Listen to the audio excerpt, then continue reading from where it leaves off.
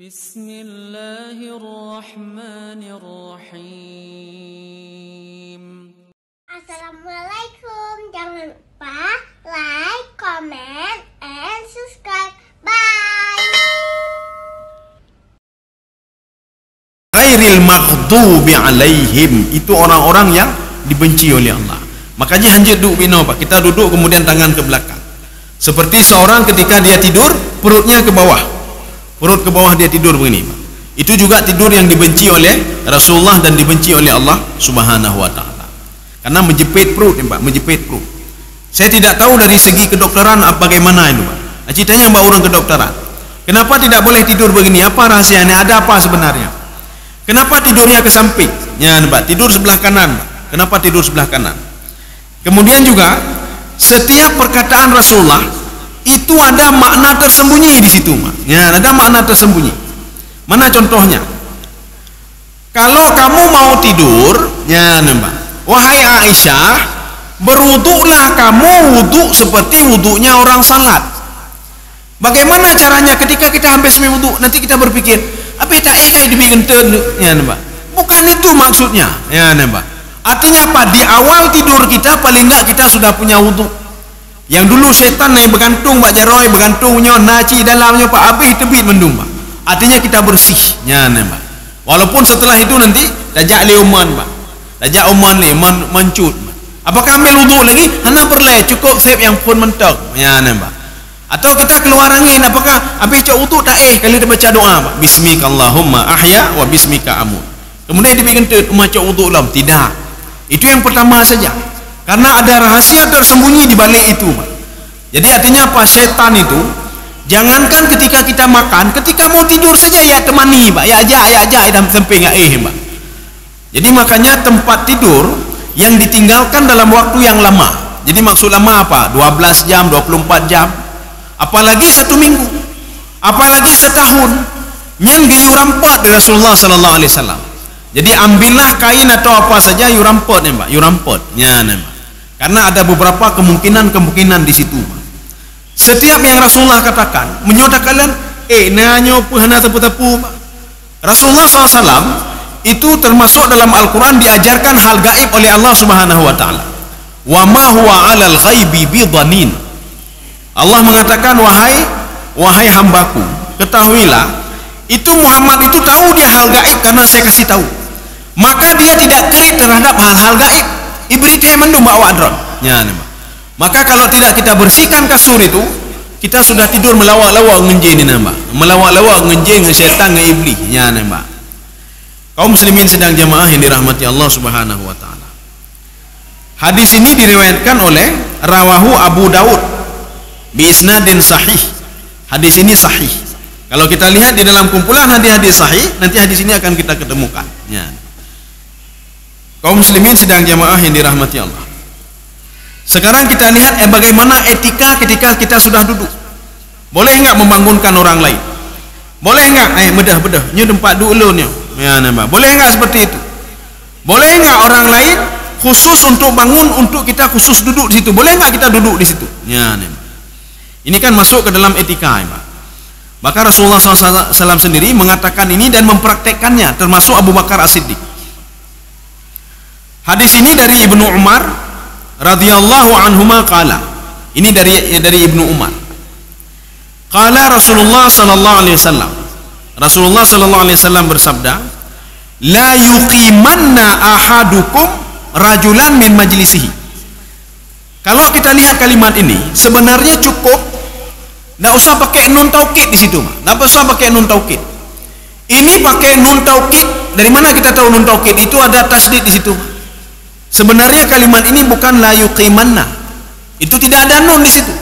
Karena berdiri itu aqama yuqimu. La yuqim ahadukum. Itu saja sebenarnya. Tapi saking pentingnya ini Rasulullah menambah nun taukid. Artinya apa? Taukid. Ya, lebih lagi, Pak, ditaukidkan. Tidak boleh seorang itu membangunkan orang lain, ahadukum rajulan min majlisihi. Jadi teruk kena gecok, pindah, nyo tempat duduk nyo. Ya, Pak, itu tidak boleh. Enggak punya etika namanya, Pak. Summa yajlisu fi. Setelah dia membangunkan orang lain, dia duduk di situ, Mak. Nyan, Mak. Ini tidak punya etika namanya.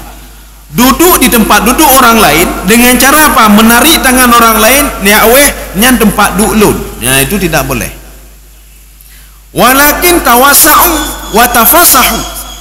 Jadi bagaimana caranya? Tawasa'u, luaskanlah majlis kembali. Nyan, Mak. Pelempang. Jadi pelempang, bukan pindah, bukan pindah gop, tapi lempangkanlah majlis. Nyan.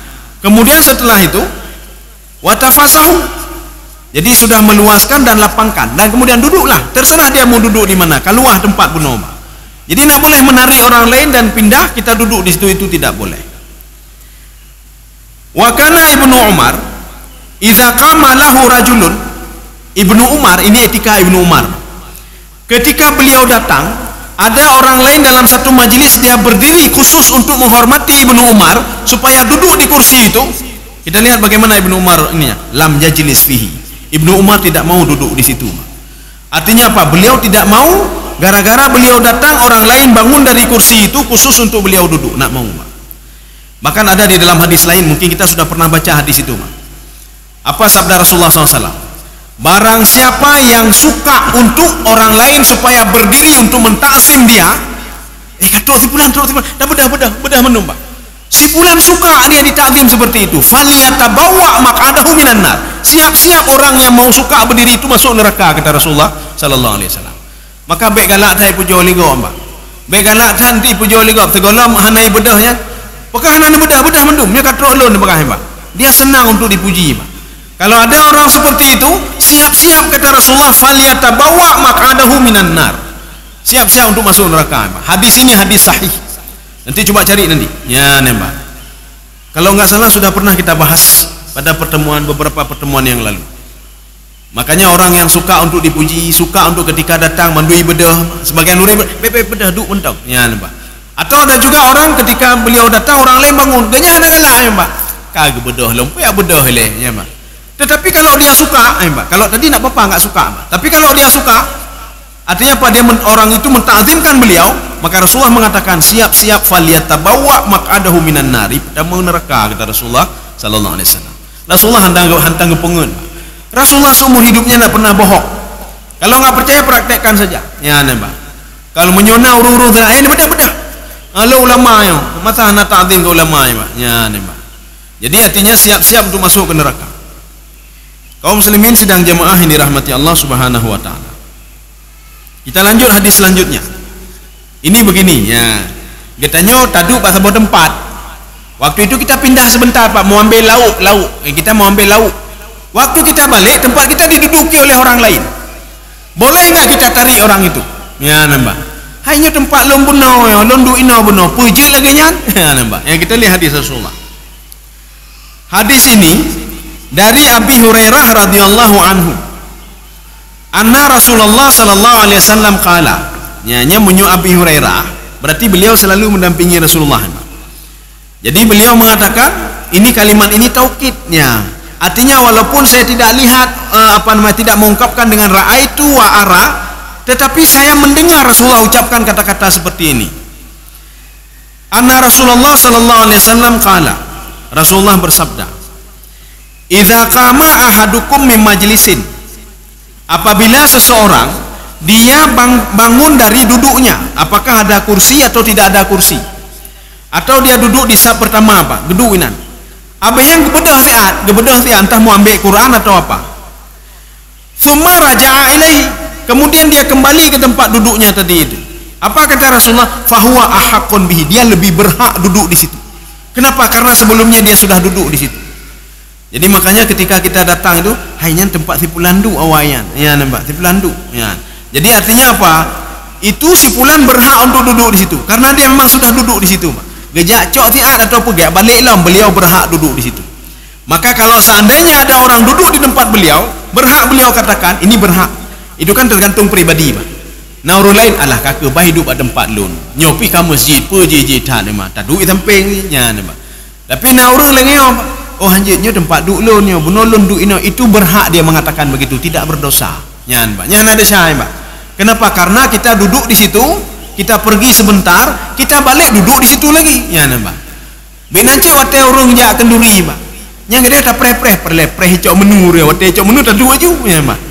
Wate hijau menu mu tak dua tempat ganya mana tempat dulu le, menggedang-gedang tu, sangat-sangat, yang dia cara yang baik. Orang itu lebih berhak duduk karena itu tempat duduk dia bangun sebentar kemudian raja'a ilahi. Kecuali dia nak balik-balik lagi. Ya, nampak. Dan tamu itu pun harus punya etika, nampak. Tamu harus punya etika. Nanti ada di dalam Al-Qur'an. Tamu Rasulullah sallallahu alaihi wasallam. Ketika mereka masuk ke rumah Rasulullah, nyanduk Pak, hana weh-weh le, Pak. Rupanya asbabun nuzulnya apa? Ada sahabat mendengar apa? Istri Rasulullah ngomong, "Entuk dah puduk lemnya nak. Oh mana makanan lem bek weh le, Pak. Bek weh le, du nan, Pak." Sehingga turunlah ayat Al-Qur'an. Ketika kamu habis makan, keluar, ada orang lain mau masuk. Bek preh menu selanjutnya, Pak. Nyoba preh menu selanjutnya. Ya, nampak. Habis pudui preh lom, thang nala ilom, nala ilah. Nak weh kan gedu nan juga. Sehingga apa sengsara orang lain ya tamong, mah anjir tamong. Ya bi nanti wate pun anjihan pergi ke undangan orang lain. Kalau kita duduk, orang lain nggak bisa duduknya ndecah nih, Pak. Jadi makanya kalau habis makan sudah semuanya bangun dari tempat duduk, ya woju betetet hainan, Pak. Jadi artinya apa? Itu Rasulullah mengatakan wala musta'nisina li hadis. Baik letak pegah apa urung sengsara nak pai duwe. Gedanya ada pegah apa juga abe pajuh du cerita aja cerita. Kok indah nak padu nyanda syarah, Pak. Maka Allah mengatakan wala musta'nisina li hadis. Jangan perpanjang ngomongan lagi. Kalian diundang ke rumah Rasulullah bukan untuk ngomong-ngomong. Untuk apa? Untuk makan. Habis makan tepi luar gede. Baik pegah apa ini, Pak? Nyo pegah apa ini? Urulai hanjit demang, Pak. Itu berdosa. Ya. Ini namanya musta'nisina li hadis. Memperpanjang dialog. Mangat tadu rumah gua menganti mela menu, Pak. Du mangat. Urulai sengsara, Pak. Ya. Maka sebenarnya orang lain berhak untuk tarik, Pak. Ya. Kajit ni awak juga deh. Ni awak juga. Ya, Pak. Urun lain nak jatah je apa jauh, you know. Ya. Hadis selanjutnya, wa an Amru bin Shu'aib an abihi an jaddihi radhiyallahu anhu. Ini hadis ini unik juga. Yang mendengar hadis ini anak, bapak, kakek yang Pak. Lihat generasi yang mendengar hadis ini. Dari anak, dari bapak, dari kakek. Waktu tanya, pandai dong berita, lun dari Yahlun. Dong pandai berita dari kakek lun. Kakek dari mana berita? Saya dengar dari Rasulullah sallallahu alaihi wasallam. Ya, nampak. Jadi artinya apa? Hubungan anak sama ayah sama kakek itu ada hubungan batinnya. Jadi artinya apa? Tak mungkin salah hadis ini. Tak mungkin salah. Ya. Sekarang kita lihat. Dan hadis ini juga hadis hasan ini, Mas. Hasan itu level kedua. Jadi bukan level pertama hadis sahih, kedua hadis hasan. Yang ketiga baru dhaif. Dan kita jangan salah paham juga dengan hadis dhaif. Kan berarti dhaif hanya pakai kan, Pak. Hadis dhaif itu kalau di dalam kitab At-Taisir fi Mustalahil Hadis itu tidak boleh dipakai untuk hujah, itu saja. Tapi untuk lain boleh, Pak. Untuk motivasi ibadah itu boleh. Tapi kalau untuk hujah di pengadilan dan hujah harus sanad ini karena hadisnya begini, itu tidak boleh. Jadi makanya hadis dhaif itu nanti ada kitab kumpulan hadis-hadis dhaif. Ya, Pak. Itu untuk apakah hadis ini tidak benar? Tetapi apa? Isinya itu sudah dhaif. Apakah gara-gara perawinya nanti ada yang kurang hafalannya kurang bagus atau dan lain sebagainya, maka posisi dia turun menjadi hadis dhaif. Itu untuk motivasi ibadah boleh, ya. Tapi kalau untuk hujah nggak boleh. Dan kebanyakan hadis dhaif itu litarghibil amal. Ini dalam kitab At-Taisir fi Mustalahil Hadis. Untuk motivasi ibadah itu tidak ada masalah. Barang siapa yang salat begini dapat pahala seluah langit dan bumi, itu hadis dhaif. Barang siapa yang berbuat begini maka sudah haji dan umrah dan lain sebagainya, itu hadis dhaif. Ya, Pak. Artinya tak boleh menjadi hujah. Hai pakan hana bina, karena bina-bina untuk pakan hana nepuput. Ya, Pak. Itu tak boleh. Tapi motivasi sendiri tidak ada masalah. Ya, tidak ada masalah. Ya. Kita lihat hadisnya. La yahillu, tidak halal. Mana tidak halal apa? Kita pahami secara usul fiqh, ya, Pak. Tidak halal berarti haram. Ya, nampak. Tidak halal berarti haram. Kita memahaminya dalam kaidah usul fiqh itu namanya mafhum mukhalafah namanya. Mafhum mukhalafah. Berarti kalau kita lihat di dalam hadis dalam Al-Qur'an tidak boleh. Ya, nampak. Artinya tidak halal, berarti tidak halal, berarti haram. Nah, itu mafhum mukhalafah namanya. Nanti ada mafhum muwafaqah. Ya, nampak. Ini contoh lain lagi. Di dalam Al-Quran diungkapkan, wala taqul lahuma uffin. Jangan ngomong sama orang tua. Ini beliau capli dia, alah hebat. Gak sedangnya saja nak boleh, apalagi menendang orang tua, apalagi memukul orang tua, apalagi mengusir orang tua. Karena sebagian anak nanti ajak padanya, Pak, ditanya, nah dalil hanji usir runci, nah dalil. Memang hana dalil Al-Quran nak boleh usir orang tua, Pak. Kita memahaminya secara mafhum. Mafhumnya bagaimana? Temenak saja, saja tidak boleh, apalagi temenak. Saja tidak boleh, apalagi mengusir. Ya, Pak. Makanya nanti kita ribut-ribut dulu, Pak. Dalam surah Al-Maidah, jangan kamu jadikan orang kafir itu sebagai aulia, wali, sebagai wali. Apa wali itu? Dia tanya bengek-bengek ke urangkeun wali itu adalah teman sejati, Pak. Teman sejati. Ketika saya mencari apa makna wali, Mandu mengatakan wali itu pemimpin. Rupanya ada tafsir dulu, ya nampak. Termasuk tafsir Zamakhsyari. Beliau mengatakan wali itu maknanya apa? Teman sejati. Kita sudah ribut satu sama lainnya. Yang pegang teman sejati berarti dalamnya memihak kepada orang kafir. Drone bina. Kita kumpulkan sekarang. Dua-dua benar, ya, Pak. Maksudnya Imam Zamakhsyari mengatakan, orang kafir itu jangan jadikan teman sejati. Teman sejati saja jangan, tidak boleh, apalagi jadi pemimpin, ya Pak. Teman sejati aja tidak boleh. Maka tidak boleh jadikan mereka sebagai teman sejati. Jangan kita pahami, jangan jadikan teman sejati, pemimpin boleh. Itu yang salah, ya Pak. Makanya mafhumnya bagaimana? Teman sejati saja tidak boleh, apalagi jadi pemimpin. Hancur orang kafir jadi pemimpin. Kenapa? Allah sendiri mengatakan dalam Al-Quran, bi'annahum la yafqahun. Mereka itu hatinya tidak benar itu. Itu rilon. Bagaimana dia mau mengurus? Hatinya saja tidak bisa diurus, apalagi mengurus orang lain. Ya Allah, Pak. Ya, hatinya saja tidak benar. Dia saja takut. Bagaimana membuat kenyamanan bagi masyarakatnya? Dia saja begini sifat. Bagaimana mau mengurus orang lain? Itu makna yafqahun, Pak. Jadi artinya apa? Dia tidak takut kepadaku, kata Allah. Bagaimana kepada manusia? Kenapa tidak takut? Hatinya itu tidak benar, ya, kata Allah. Maka itu mencuju, hanya ya Allah, ya, Pak. Sama Allah saja dia tidak takut, apalagi kepada manusia. Hanya pohium, Pak. Ya. Lagi Fir'aun. Ke Allah saja hanya ya, Pak. Apalagi pada Nabi Musa alaihissalam. Ya. Jadi kita memahami apa secara mafhum tadi, Pak. Jadi bukan kathalahnya kayak pegang teman sejati. Bukan ada nanti terjemahannya, terjemahannya yang memihak kafir, teman sejati dia pegang, Pak. Ya. Padahal memahaminya bukan seperti itu.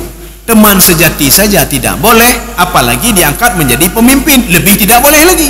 Yang baru kita bisa menerima. Ya, Pak. Kaum muslimin sidang jemaah yang dirahmati Allah. Kita lihat hadisnya ini. Anna Rasulullah sallallahu alaihi wasallam qala, Rasulullah bersabda, la yahillu, tidak halal berarti haram. Ini perbuatan ini haram, ya, Pak.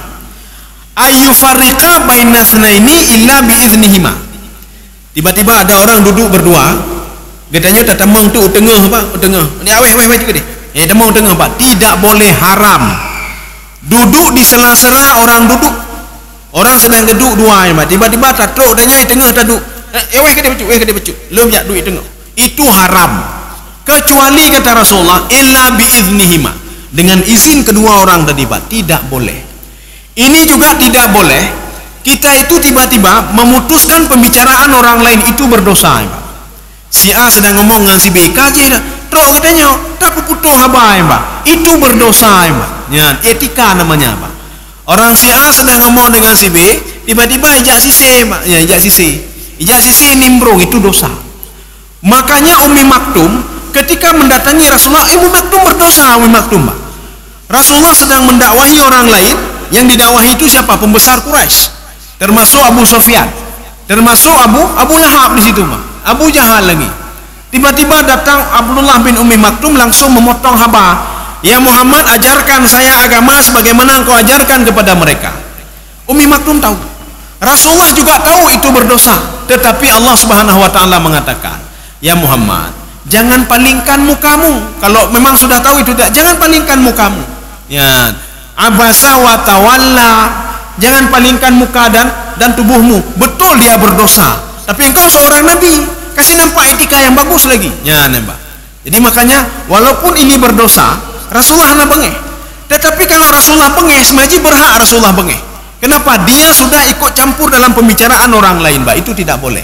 Kecuali minta izin dulu. Ya, Mbak. Nyolun koh bacu jut. Ya, nampak. Jadi nak boleh nimbrung terus, Mbak. Sehingga orang lain mengganggu orang lain. Begitu juga ketika duduk.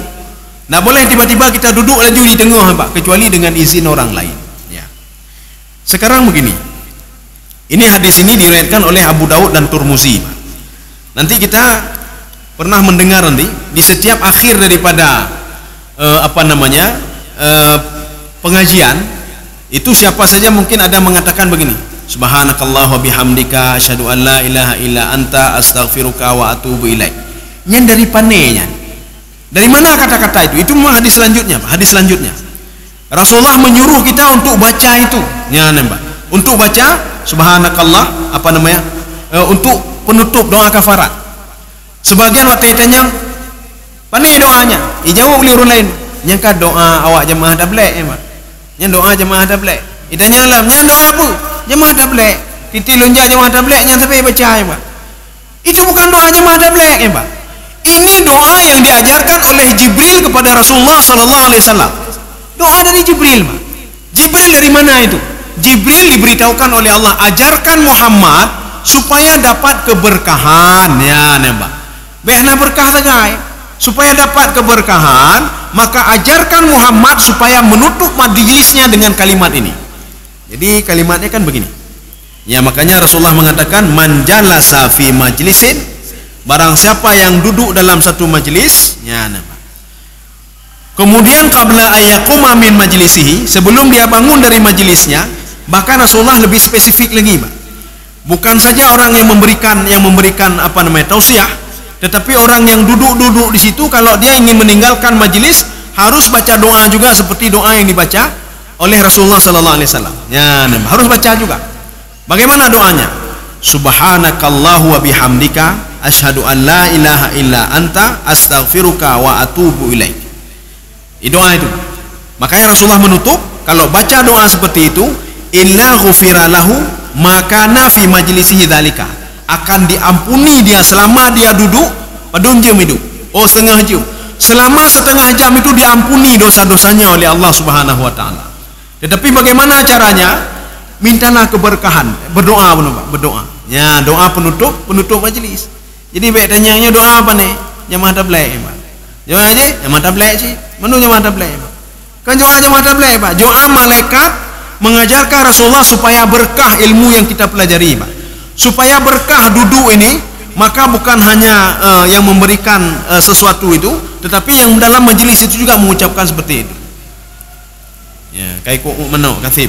Ya, jadi mudah-mudahan ada manfaat bagi luntuan dan jemaah sekalian.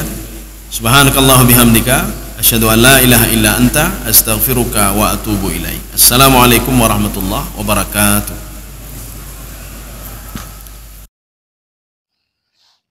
Terima kasih.